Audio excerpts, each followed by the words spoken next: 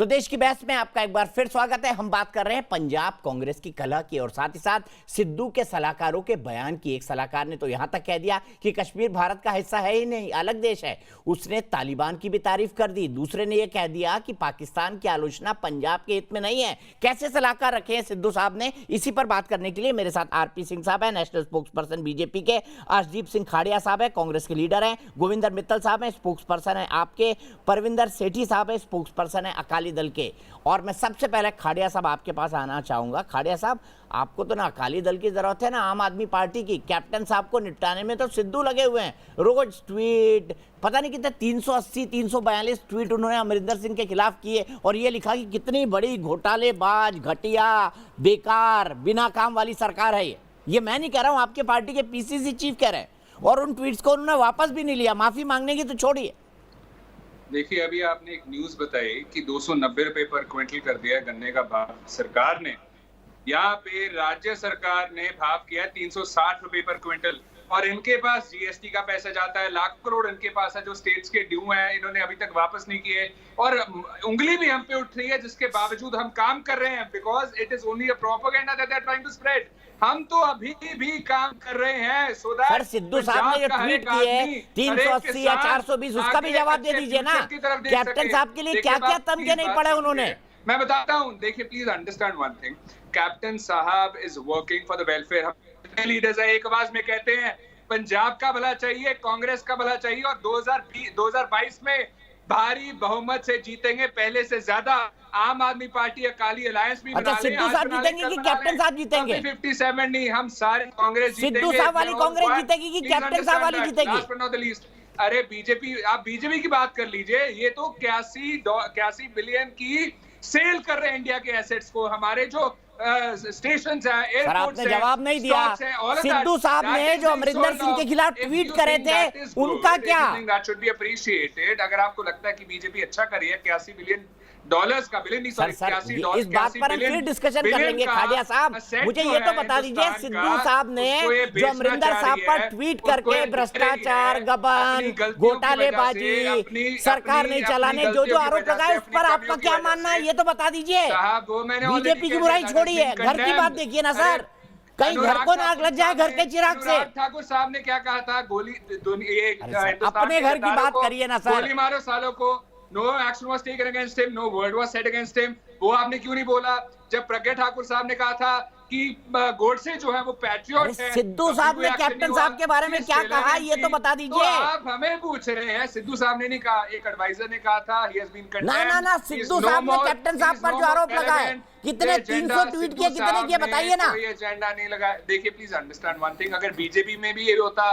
तो शायद इनको सीटीआई साहब ये ना कहते कि डिबेट और डिस्कशन करना छोड़ दिया लोकसभा में। शायद कृषि कानून जब पास किए इन्होंने, अपनी बात कर ही नहीं रहे साहब, वोट करवा लेते, अपनी बात कर ही नहीं रहे। अच्छा सिंह साहब, मुझे बताइए सिद्धू साहब ने क्या क्या ट्वीट किया अमरिंदर सिंह के बारे में, और फिर मैं यही सवाल आपसे भी पूछूंगा, अकाली से भी पूछूंगा, क्या क्या ट्वीट किया उन्होंने कैप्टन साहब के बारे में? Medicare, schooling, economy, everything has gone down. There's nothing left in India that is to be appreciated. Our economy is a sinking ship. Our employment is zero. हमारा Medicare is zero. हमारी education is terrible. Jammu Kashmir में 30 working days, 30 working days थे बच्चों के। Should that be appreciated? इन्होंने वादा किया था खाड़िया साहब, फिर तो आपको पंजाब इतना बुरा हो गया, देश तो देश छोड़कर चले जाइए, इतना बुराई हो गई देश के अंदर। पंजाब में चमन है, देश बुरा है। मैं नहीं कह रहा देश बुरा है, देश बहुत अच्छा है, बेस्ट है, सबसे अच्छा लोकतंत्र है, लेकिन जो बीजेपी जिस हिसाब से इसको चला रही है, we are bound to be. Sidhu साहब की बात नहीं करेंगे, बीजेपी की बात करेंगे। अरे सिद्धू साहब की भी बात कर लीजिए, उनके ट्वीट की बात कर लीजिए, उनके कैप्टन साहब के विरोध की बात कर लीजिए। आप पार्टी में रुक जाइए, ये वही सिद्धू साहब है जिसको बीजेपी कहती थी आप पार्टी में रुक जाइए, आपको मिनिस्ट्री देंगे, हम कैबिनेट मिनिस्ट्री देंगे आपको। You don't have to worry about it, you don't have to go anywhere. अब साहब आप क्या कर रहे हैं ना, वो अब आप क्या कर रहे हैं ना, ठोको ताली। अब आप क्या कर रहे हैं ना, ठोको ताली। बीजेपी की ठोक भी किसको रहे, सीधे कैप्टन साहब को। सिंह साहब बताइए, सिंह साहब बताइए, क्या कांग्रेस को विरोधियों की जरूरत है पंजाब में? इसलिए इनको अभी जवाब ओढ़ेगा नहीं, बीजेपी की ठोकोताली होगी पंजाब में, बिकॉज इन्होंने एक जो इकलौते लीडर थे अनिल जोशी जी, उनकी अभी तो ठोकोताली हम कैप्टन साहब की कर रहे हैं। सिद्धू साहब, सिंह साहब बोलिए, खाड़िया साहब रुक जाइए, 5 मिनट बोले आप लगातार। जी प्लीज।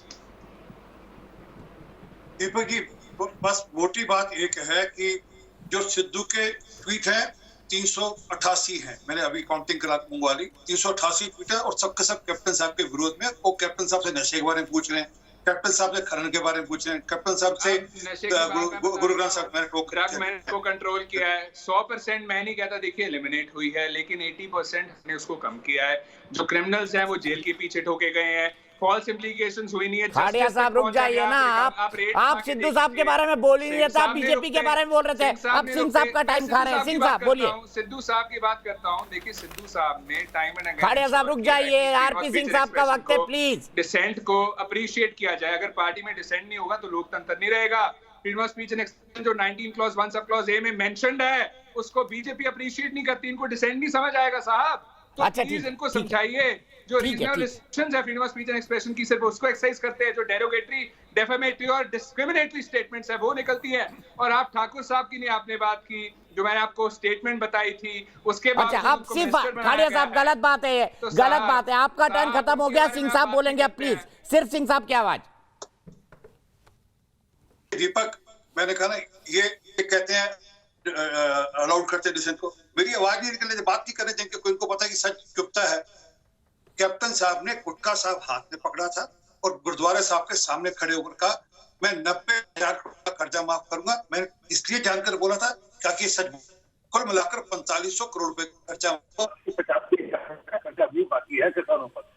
ये यहाँ आकर घुटनों के बल टेके रहे सबके सब कांग्रेस के लोग। ये कहते रहे कि वो जो पैसा है सीधा किसानों के खाते में मत भेजो, आप बिचौलियों के खाते में भेजो, आप आड़तियों के खाते में भेजो, वो आगे देंगे।